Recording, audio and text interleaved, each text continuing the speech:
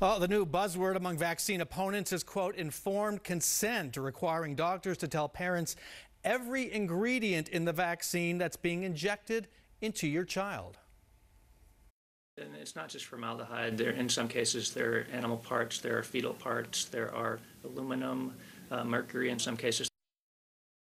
We're joined now to talk about all that and more by the state's top health official, Dr. Kara Christ, Director of the Department of Health Services. Welcome back to Square Off. Thank you for having me.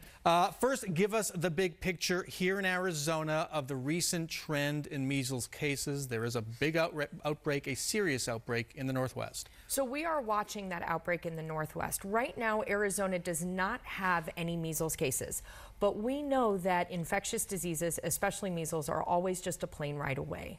And there's also the issue here in Maricopa County where herd immunity is declining. Explain what herd immunity is and how it's declined. So with immunizations, one of the ways that they are so effective at saving lives is that when you get the majority of a community immunized against a disease. When we reach 95% or more of the population having these immunizations, it prevents diseases from being able to be transmitted to those who can't get disease.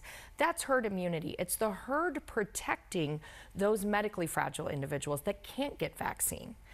What we are seeing statewide is a dangerous decrease in the number of people who are being immunized. And I believe in Maricopa County, among kindergartners, we've fallen below the level of herd immunity. Is that correct? So we are falling below that 94%, and this is extremely concerning to public health officials. And I recall having a conversation with you about 3-4 years ago during the Disneyland outbreak. What happened then while you were there with your infant daughter? Right. So my infant daughter, who was too young to have the measles vaccination, we were at Disneyland at the same time as the active measles case.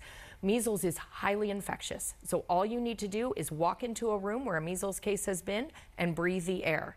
90% of unimmunized people will come down with measles if exposed. And in that Northwest outbreak, I think 90% of the outbreak is affecting young children who were never immunized. Right. So the data that I looked at, about 41 people have been confirmed with measles. 37 of those people are unimmunized. So all this is happening as vaccinations, as you know, have come under attack over the last several years. As a parent, what do you worry about when it comes to vaccines, vaccinating your child? So as a parent and as a physician, my concern is keeping my children safe. I think that the threat of them coming down with an infectious disease, especially something as dangerous as measles, that is what is important to me in protecting them from that. I know that vaccines are safe. I know that they are effective, and my children are fully vaccinated to date. And so we heard a state lawmaker a few minutes ago talking about formaldehyde in vaccines, animal parts, fetal parts in vaccines. Are those in vaccines? And if they are, is it potentially harmful? So there are different ingredients in vaccines. And so formaldehyde is used to inactivate the virus and then is cleared from the virus before it's moved into the vaccine. So there could be trace amounts, but given the safety and the efficacy studies done by the FDA, what is in the vaccines has been deemed to be safe. The fetal and animal parts is an inaccurate statement. So vaccines have to grow in cells. They grow in all different types of cells, but those cells do not make it into the vaccine.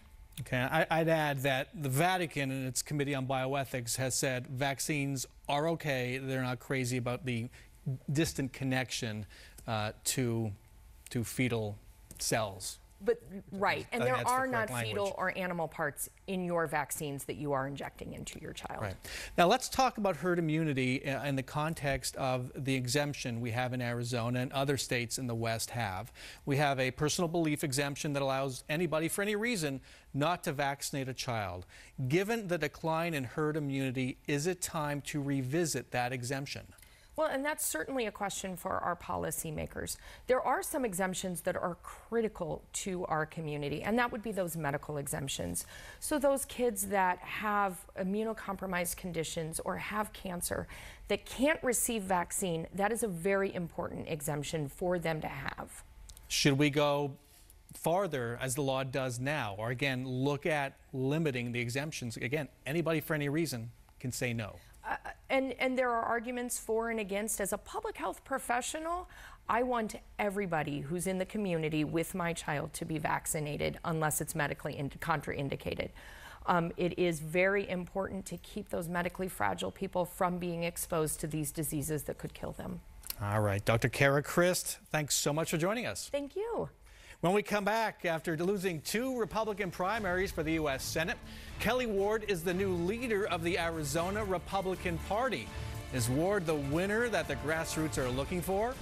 But first, Arizona could be the 38th and final state to ratify the Equal Rights Amendment. By Kathy Herod, one of the capital's most influential players, says lawmakers should vote no. Stay with us.